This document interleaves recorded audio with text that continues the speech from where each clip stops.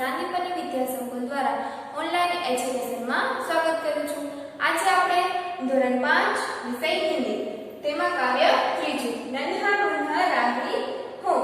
આ કાવ્ય વિશે આપણે આગળના વિડિયોમાં ગાન અને ભાવાર્થ સમજ્યા અને પછી તેના પ્રશ્નના જવાબ એ સ્વાધ્યાયપોથીમાં પૂર્યા। તો એવી જ રીતે આપણે આજે સ્વાધ્યાયપોથીમાં બાકી રહેલા પ્રશ્નોના જવાબ મેળવીશું અને તેનો લખીશું। તો ચાલો તેની શરૂઆત કરીએ। ચાલો હવે આપણે શરૂઆત કરીએ स्वाध्यायपोथीમાં प्रश्न 8 निम्नलिखित वाक्यों का गुजराती में अनुवाद कीजिए। तो અહીંયા આપણને આ પ્રશ્ન આપેલો છે તેને આપણે ગુજરાતીમાં अनुवाद કરીએ। तो पहलो प्रश्न मैं बड़ा होकर देश का सहारा बनूंगा। तो गुजरातीમાં આપણે હું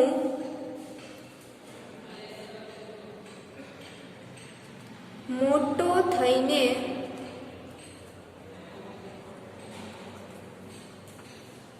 દેશનો આધાર બનીશ।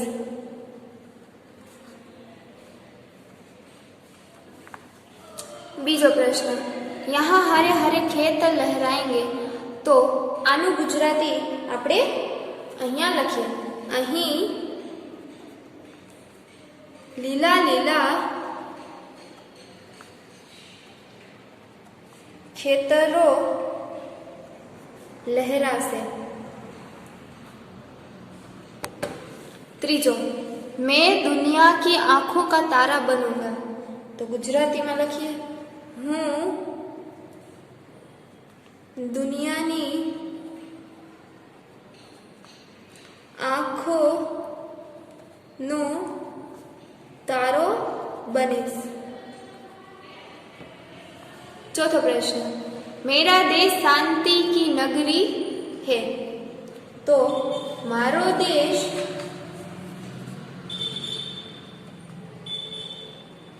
शांति नी नगरी छे। पांचवी मैं सबको प्यार का चलन सिखाऊंगा। हूँ बधाने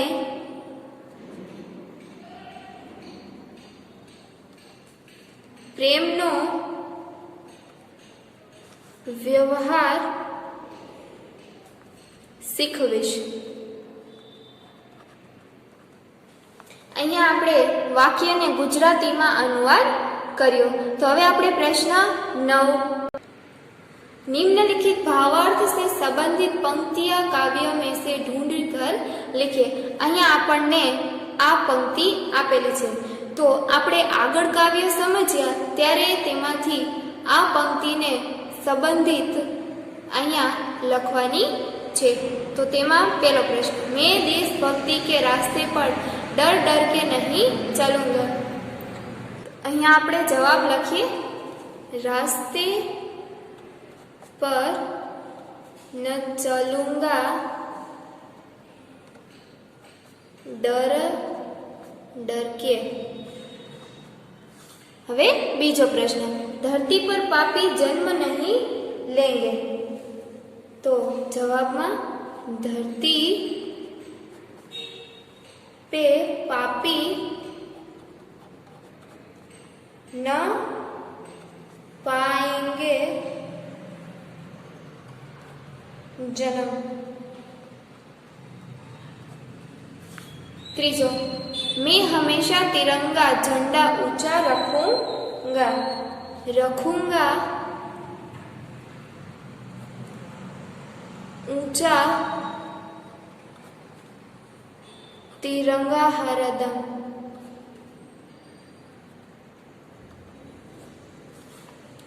चौथो हूँ मैं दुनिया में कहीं बम नहीं गिरने दूंगा। दुनिया में गिरने नहीं दूंगा कहीं बम। અહીંયા આપણે કાવ્ય પંક્તિ એ જવાબ સ્વરૂપે લખ્યું। તો હવે આપણે પ્રશ્ન 10 प्रश्न 10 इन्हें और क्या क्या कहते हैं लिखिए। અહીંયા આપણને શબ્દો આપેલા છે તો અહીંયા આપણે આ શબ્દના આધારે બીજા क्या क्या શબ્દો એ અહીંયા લખી શકાય એટલે કે આ શબ્દનો સમાનાર્થી લખવાનો છે। તો ચાલો તેની શરૂઆત કરીએ। પહેલો પ્રશ્ન રાહી, તો રાહીને બીજું મુસાફિર और पंथी कहा जाता है। बीजू सिपाही, तो सिपाही ने फौजी और दूसरा नाम सैनिक कहा जाता है। तीजू धरती, धरती को पृथ्वी और दूसरा नाम धरा। चौथा रास्ता, तो रास्ता को पंथ और दूसरा नाम राह कहते हैं। मंजिल, तो मंजिल को लक्ष्य और दूसरा नाम ध्येय कहा जाता है। तो अहीं आपणे आ शब्दना बीजा क्या क्या नामथी कही शकाय एटले के समानार्थी शब्द अहींया लख्या। तो हवे आपणे 11 प्रश्न उचित शब्द चुनकर वाक्य पूर्ण कीजिए। तो अहीं आपणे काउंसमां शब्दों आपेला छे तो जे आ वाक्यने आधारित वाक्य पूर्ण थाय तेवी रीते शब्द लखवाना छे। पहलो प्रश्न लड़के खेल खाली जग्या, तो काउंस में जोइए रहा है रहे हैं, तो लड़के खेल रहे हैं। हवे बीजू खाली जग्या क्रिकेट खेलता हूँ, तो मैं हम, तो अहीं आपणे मैं आवशे मैं क्रिकेट खेलता हूँ। तो हवे त्रीजू आप कहाँ जा रहे खाली जग्या है अथवा है, तो आप कहाँ जा रहे हैं। चौथो प्रश्न खाली जगह किताबों में आपकी किताब कौन सी है। इश इन, तो अहीं आपणे खाली जगह में इन लखीशुं। इन किताबों में आपकी किताब कौन सी है। हवे आपणे प्रश्न 5 हम खाली जगह पढ़ता है पढ़ते हैं, तो हम पढ़ते हैं। अहीं आपणे आ शब्दना आधारे वाक्य पूर्ण करें। तो हवे आपणे आगळनो प्रश्न जोईए। प्रश्न 12 सोचिए और लिखिए ये देश की सेवा कैसे करते हैं। तो अहीं आपणे आ नाम आपेला छे, तो आ नाम ए देश में केवी रीते सेवा पोतानो आपे छे।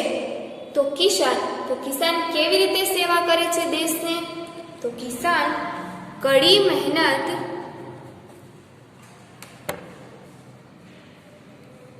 द्वारा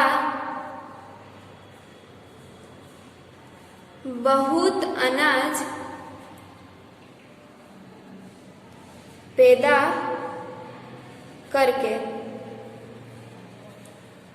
बीजू वाक्य लखे कुदरती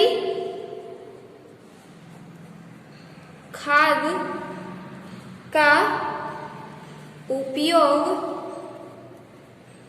बढ़ाकर। त्रीजू वाक्य लखिए कृत्रिम खाद व दवाइयाँ का उपयोग कम करके। इस तरह से किसान देश की सेवा करते हैं। तो एवी ज रीते हवे आपणे शिक्षक, तो शिक्षक केवी रीते देशनी सेवा करे, तो बच्चों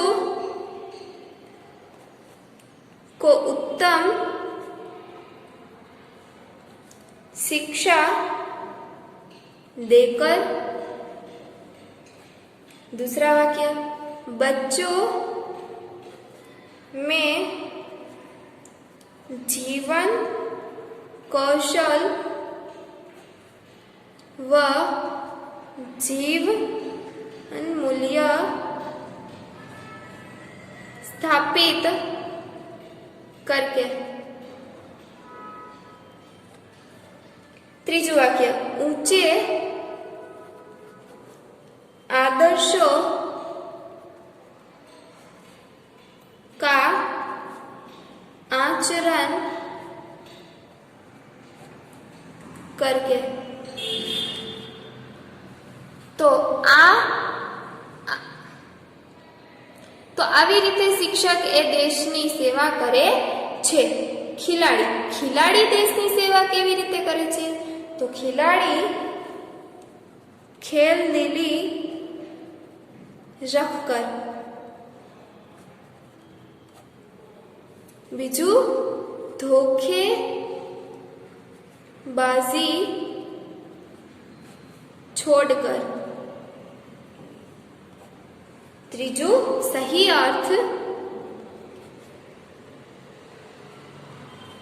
में अपना कौशल दिखाकर।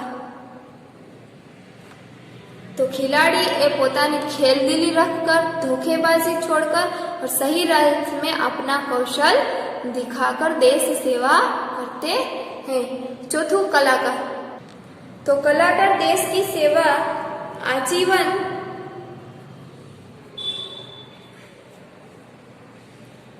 कला की साधना करके केवल अर्थ को एकमात्र लक्ष्य न बनाकर। त्रीजू, सकारात्मक दृष्टिकोण रखकर मूल्यों को उजागर करके। तो कलाकार आजीवन कला की साधना करके केवल अर्थ को एकमात्र लक्ष्य न बनाकर सकारात्मक दृष्टिकोण रखकर और मूल्यों को उजागर करके देश की सेवा करते हैं। तो હવે આપણે આગળ किसान, शिक्षक, खिलाड़ी और कलाकार ये चार ये लोग देश की इस तरह से सेवा करते हैं।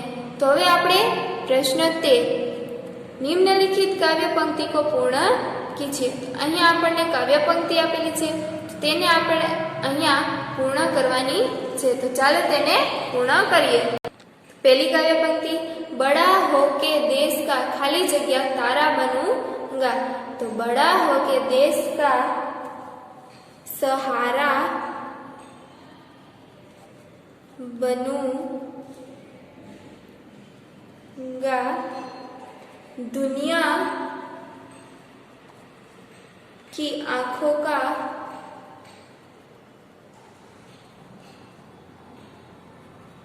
तारा बनूंगा।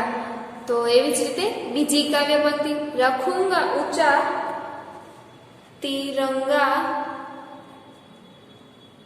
हरदम आगे ही आगे बढ़ाऊंगा कदम। तो अहीं आपणे आ बे काव्य पंक्ति ए पूर्ण कर्यु। तो हवे आपणे प्रश्न 14, सिपाही के बारे में 5-7 वाक्य लिखिए। तो सिपाही एटले के सैनिक विषे अहींया 5-7 वाक्य लखवाना छे। तो चालो तेनी शुरुआत करिए। सिपाही बड़ा निडर और साहसी होता है। देश की आजादी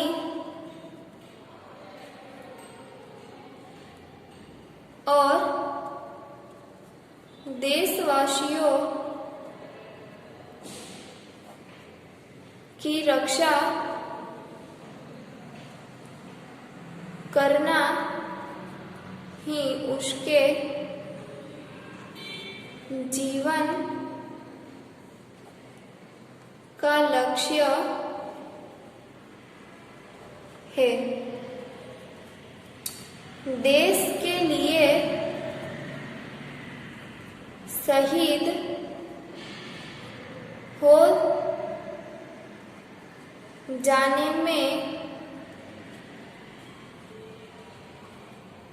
वह कभी नहीं झिझकता। भारत का जवान हमेशा आगे बढ़ता रहता है। वह कभी किसी पर जुल्म नहीं करता। उसकी यही कोशिश रहती है कि तिरंगा झंडा हमेशा ऊंचा रहे। देश में सुख शांति बनाए रखना सिपाही अपना कर्तव्य समझता है। तो અહીંયા આપણે આ સિપાહી વિશે 5 થી 7 વાક્ય લખ્યા। તો હવે આપણે આ થોડીક માહિતી મેળવી લઈએ। તો તેમાં क्या आप जानते हैं, શું તમે જાણો છો? તો અહીંયા આપણને થોડીક જાણકારી આપેલી છે। तो हिंदी में रू का उच्चारण री होता है। तो જેવી રીતે રૂ આપણે ગુજરાતીમાં બોલીએ તો હિન્દીમાં તેને રી કહેવામાં આવે છે। તો અહીંયા જોઈએ ઋષિ, તો એને હિન્દીમાં ऋषि કહેવામાં આવે છે। બીજું हिंदी में ज्ञ का उच्चारण ज्ञ होता है। तो આપણે ગુજરાતીમાં જ્ઞ કહીએ અને હિન્દીમાં જ્ઞ કહેવામાં આવે છે। તો જેવી રીતે જ્ઞાન, તો હિન્દીમાં જ્ઞાન। ત્રીજું વિસર્ગ, એટલે કે 2 ટપકાના નિશાનીને વિસર્ગ કહેવામાં આવે છે। આનું ઉચ્ચારણ હિન્દીમાં હ થાય છે। જેમાં પ્રાતઃકાલ તો હિન્દીમાં હ લખવામાં આવે છે પ્રાતઃકાલ। તો અહીંયા આપણે આ જાણકારી મેળવીએ। અહીંયા આપણો આ પાઠ નન્હા મુન્હા રાહી સ્વાધ્યાય પોથીમાં પ્રશ્નોના જવાબ પૂરા થાય છે। તો